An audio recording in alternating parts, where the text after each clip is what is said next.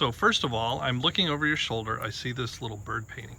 Now, could you tell me about what inspired you and what is this painting about? Oh, sure.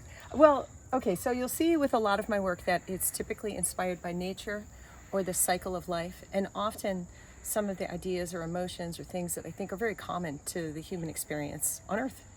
And so this one, what's interesting about it is that this is not about life on Earth. It's really about what I would consider kind of an ethereal experience. I love painting birds, and after painting a lot of birds, I was asking myself, why am I doing this? And it's because the birds for me represent sort of this delicate side of the natural balance.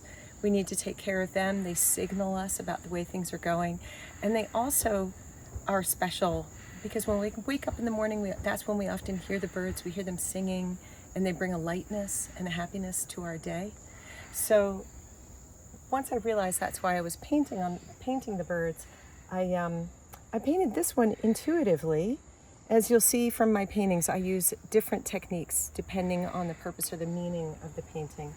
And in this case, I wanted to kind of represent the bird in sort of a royal capacity, almost otherworldly, outside of our experience, as if the bird had these humanistic qualities. So this bird is both floating on this cup and also carrying this cup through space, maybe in another universe, another planet, right? And so I created a environment around it that is very moist. So notice there's water and clouds in the air, and also the moisture at the sea level, but very little land, just enough for the birds, as much as they might need. So it's really a bit of like an internal commentary to remind me to treat the birds with love and respect, and give them kind of the space and the natural resources that they need. Cool. And we have this other one here. There's a lot going on with this one. Can you tell me what some of the symbolism is and what you were getting at? Yeah, this one is totally different than the one that we just looked at. So I mentioned when I work on a painting, I think about the technique to use based on the meaning of the painting. I think I was reflecting a lot on the time, obviously the hourglass that we have in our life, and cherishing the people around us. I played chess with my father, so there was a little bit of a father-child nuance here with the pawn and the king. And of course, the incense, the ephemeral sense of the incense moving outside of the painting, and that, you know, I'm early in my life and it is burning, the incense is burning, reminding me to like cherish each moment as it is passing. And the feathers reflect that as well.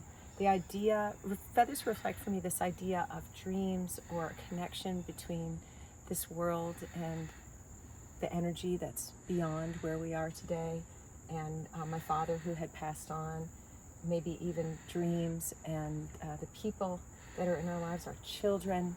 Sometimes now I associate feathers with my husband, the writer. So there's a lot going on there with the feathers. And notice they're in an everyday jar next to a historic inkwell. I liked that connection of these different pieces of glass with different levels of meaning. The everyday jelly jar just says, this is a normal everyday thing. And the marble also reflects this sense of the earth, caring for the earth, being in the earth. And most importantly, for me, remembering that we are giving the earth to our children and our great-great-great-grandchildren, and of course, to care for that in the time that we're here. Okay, what else are you ready to show us today? So, so what's interesting is like these are some of the little studies that I've done just for pleasure.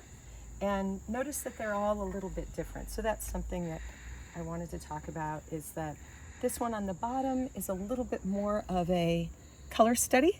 I think it maybe was a color study that I took back to the studio and put a few extra strokes on it to bring out the meaning that I was looking for, that quiet distance full of color. And then the one on the top is painted with a limited palette, because I think of this park, it's one of the US parks, almost historically.